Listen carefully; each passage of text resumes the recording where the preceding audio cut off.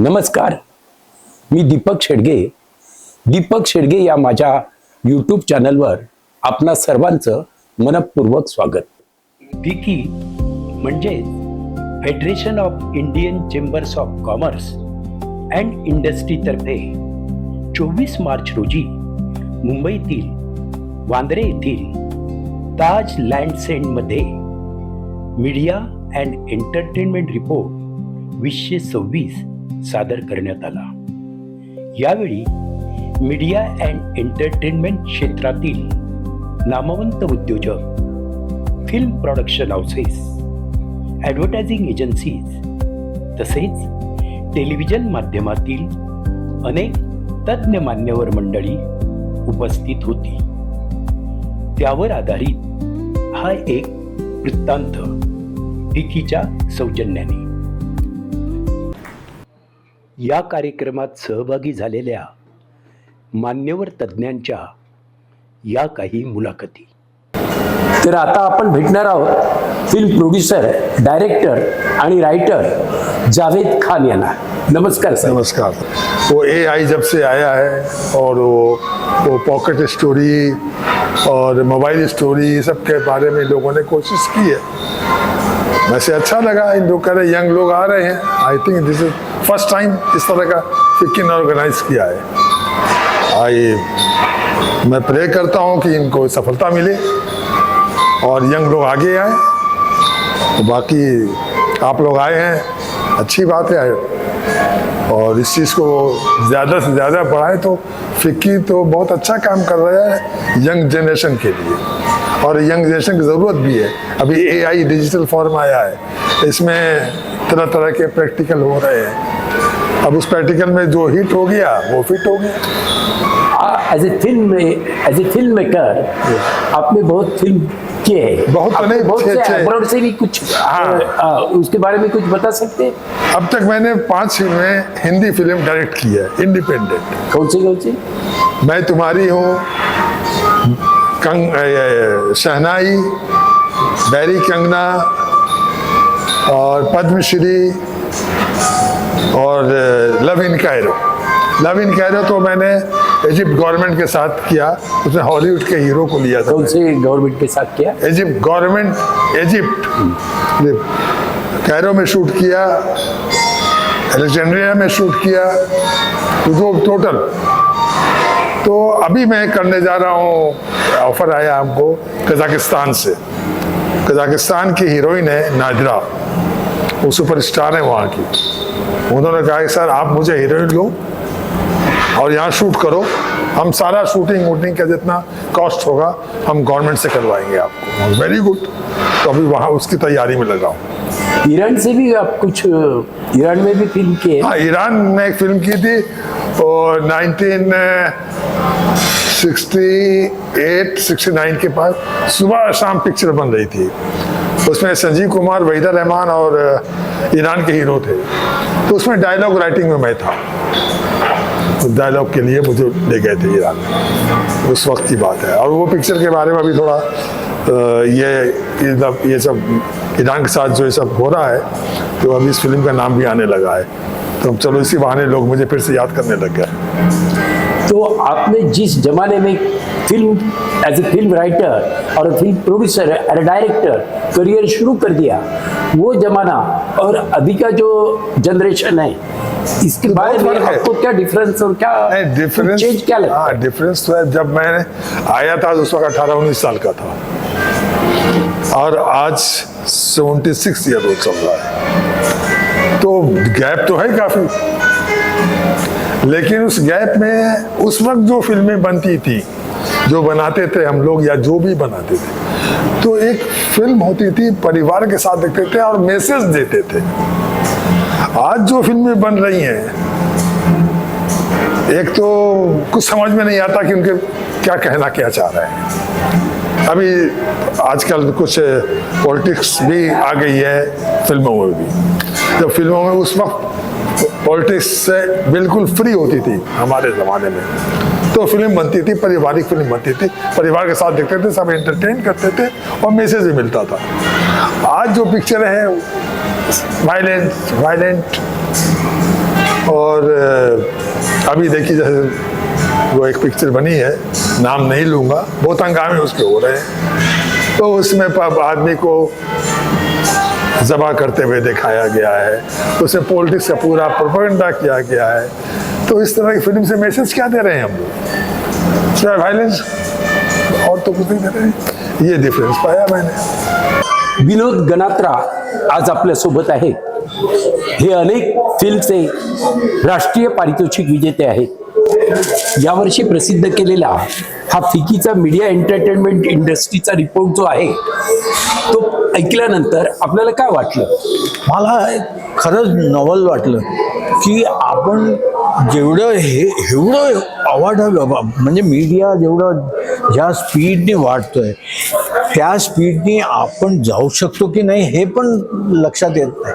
आत्ता लक्षात आलं की अरे एवढं आहे आपल्याकडे, एवढ्या चॅनल्स, एवढे प्रोग्राम, एवढं न्यूज, एवढं म्हणजे तुम्हाला जे स्पॅन बघायला लागला तर 24 तासात तुम्ही काय करू शकता. आता हे फिक्कीनीचे रिपोर्ट आल्यानंतर लक्षात आलं की काय जग कुठे चाललंय आणि कसं कितक्या एक गतीने चाललंय हे खरंच मला नवल वाटतंय.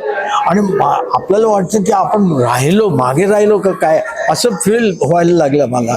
आपण हे सगळे बोलतात की एवढं आहे, हे आहे, ते आहे, करा बघतो आपण, पण शेवटी तुम्ही किती कन्झ्युम करणार ॲज ए इंडिव्हिज्युअल, ॲज ए फिल्म मेकर.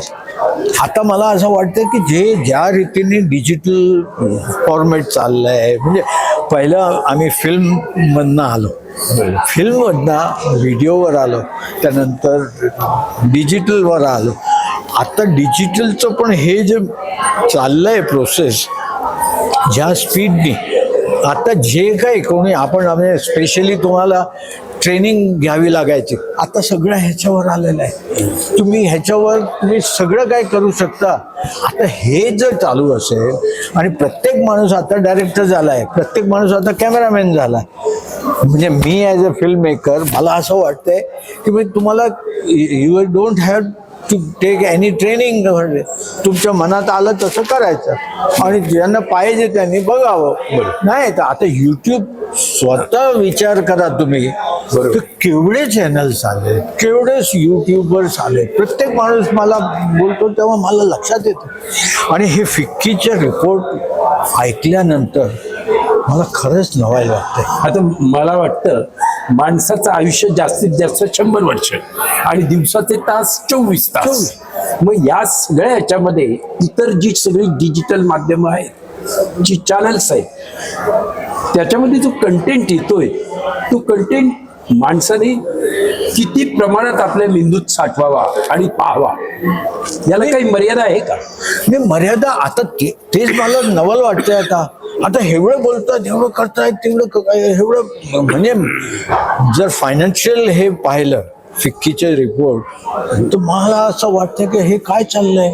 म्हणजे कुठल्या क्षेत्रात आता कोणताही तुम्ही सब्जेक्ट घेतला तर ह्याच्यावर प्रोग्राम्स चालू आहेत, त्याच्यावर यूट्यूबर्स आहेत, सगळं एवढं चाललंय तर शक्य नाही आहे. तुम्हाला काहीही तुम्ही केलं ना तर आता हे ॲक्च्युली आपलं देश एवढा मोठा आहे, त्या ह्याच्या ग्राउंडवर लोकांना सगळं मिळतंय, पण कोणाला किती मिळतंय किंवा किती लोक बघतायत, किती ऐकतायत, मी खरं सांगतो तुम्हाला की मला माहित नव्हतं तुमच्या यूट्यूबचं. आता मला लक्षात आलं की अरे वा, आता असं पण आहे. एक मराठी बाकी पण बघतो आपण, पण त्याच्यावरनं काय हे नाही. आता cinema, me as a film maker मला असं वाटतं की माझं सिनेमा माझा एक आवडताच हे आहे किंवा मी त्या फील्डमधला आहे. आता ज्या रीतीने विचारावं असं वाटतं की तुमचा जो काळ होता, ज्या काळात तुम्ही फिल्म बनवत होता आणि आताच्या काळात या डिजिटल माध्यमाच्या काळात फिल्म बनवली जाते, तो प्रेक्षक आणि निर्माता या दोघांमध्ये काय फरक जाणवतो तुम्हाला सगळ्या काळामध्ये? मी फिल्म मेकर म्हणजे एडिटर म्हणून आलो तर मी त्या रीतीने आता फिल्मचे जे फॉर्मॅटच बदललेलं आहे आणि फिल्म बदललेल्या नंतर मला काय वाटतं माहिती आहे की पूर्वी म्हणजे ज्या याने टेक्निकल ॲडव्हान्टेज आपल्याला मिळाला आहे, डिजिटल फॉर्मॅट आला, व्हिडिओ फॉर्मॅट सगळं आल्यानंतर आपल्याला ॲडव्हान्टेज मिळाला, यू कॅन वर्क ऑन दिस. पण त्याच्या डिसएडव्हान्टेज पण आहे. पूर्वी लोक फिल्म बनवताना त्याच्या स्क्रिप्टवर काम करायचे, त्याच्यावर फुल हे असायचे, कॉन्सन्ट्रेशन तुमच्या सब्जेक्टवर होतं. आता कोणताही सब्जेक्ट घ्या तुम्ही, काही करा, असं सगळ्यांना जे फ्रीडम मिळालं आहे त्या फ्रीडमचे एक लिमिट पण आहे. तुमच्या डोक्यात जे काय आहे ते तुम्ही कसं लोकांकडे पोहोचवणार, त्यासाठी फायनान्स लागतो. तुमचे पूर्वी 10 लाख, 15 लाख, 20 लाख, 50 लाख फिल्म म्हणजे फार मोठे होतं. आता 50 कोटीच्या खाली येतच नाही कोणी. तर तुम्ही फिल्मचं आणि ते पैसे कसे तुम्ही परत येणार, परत हे म्हणजे कसं कधीतरी असं वाटतंय की हे अशक्य आहे. ज्या रीतीने, ज्या स्पीडने मीडिया चाललाय ते कुठेतरी असं वाटतंय आपण समुद्रात टाकल्यासारखं मला आज वाटलं. म्हणजे तुमच्या काळामध्ये फिल्म थिएटरमध्ये जाऊन पाहिली जायची, बरोबर आहे. आता OTT किंवा इतर चॅनल्स असा सगळा विस्तृत प्लॅटफॉर्म अवेलेबल झालेला आहे. मग लोक किंवा जे निर्माते फिल्ममध्ये जे इन्व्हेस्ट करतात ते खरोखरच पैसे परत मिळतात का? हा प्रश्न आहे मला पण. आता आणि जेवढ्या प्रमाणात करोडोमध्ये असं म्हटलं जातं की एवढ्या फिल्मला एवढे करोडो रुपयांचा बिझनेस मिळाला, तेही खरं वाटतं का तुम्हाला? नाही, मला वाटतं की ते हे इतकं ज्या रीतीने चाललंय ते सगळं मॅन्युप्युलेशन जास्त आहे. काय तुम्ही मला सांगा, मी ॲज अ फिल्म मेकर मी किती फिल्म पाहिले. मी as a jury world over travel केलं आहे. आता दिल्लीला जे फेस्टिवल होतं आहे, इंटरनॅशनल फिल्म फेस्टिवल, त्याच्या ज्युरीवर आहे मी 100 फिल्म्स पाहिल्या घरी बसून, ऑनलाईन सगळं पाहिलं. पण त्या फिल्म्स पाहिल्यानंतर मला लक्षात पण येते की जगात काय कसं काय चाललंय, काय चाललंय, लोक किती ॲडव्हान्टेज घेऊन कसं काय करतायत. पण इथे जे आलं ते तर मला वाटतं की हे अशक्य आहे. हे मॅन्युप्युलेशन करतात, हे सगळं असून देखील कुठेतरी असं वाटतं की 24 तासच आहे ना तुमच्याकडे. बरोबर. डोकं तर तुमचं त्या 24 तासात 5 तास तरी तुम्ही आरामसाठी ठेवणार, झोपण्यासाठी. पण पुढे काय करणार तुम्ही? आणि काय काय बघत राहणार काय? आणि तुम्ही काय बघायचं हे आता तुम्ही स्विच ऑन केलं आणि जे पाहिजे ते चॅनल तुमच्यावर आलं आणि ते बघा. तुम्ही त्याच्यावर तुम्हाला आता आठवणार पण नाही तुम्हाला किती चॅनल्स तुम्ही, किती प्रोग्राम्स तुम्ही बघणार. बरोबर आहे. तर विनोद गणात्रा हे चित्रपट सृष्टीतील खूप जुनं नाव आहे, जे अनेक चित्रपटांचे किंवा फिल्मचे निर्माते आहेत आणि वेगवेगळ्या कमिट्यांवर त्यांनी परीक्षक म्हणून काम केलेलं आहे, इंटरनॅशनल फिल्म फेस्टिवल पर्यंत.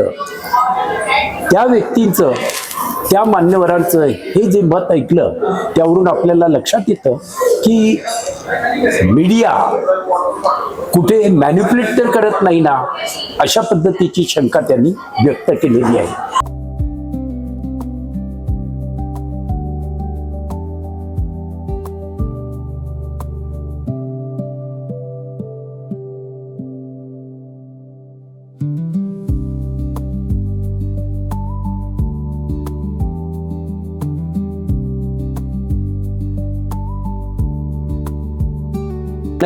अजूनही आपण सबस्क्राईब केलं नसेल तर जरूर ताबडतोब सबस्क्राईब करा, लाईक करा, शेअर करा आणि आपल्या अमूल्य प्रतिक्रिया दीपक शेडगे YouTube चॅनलच्या इनबॉक्स मध्ये अवश्य पाठवा.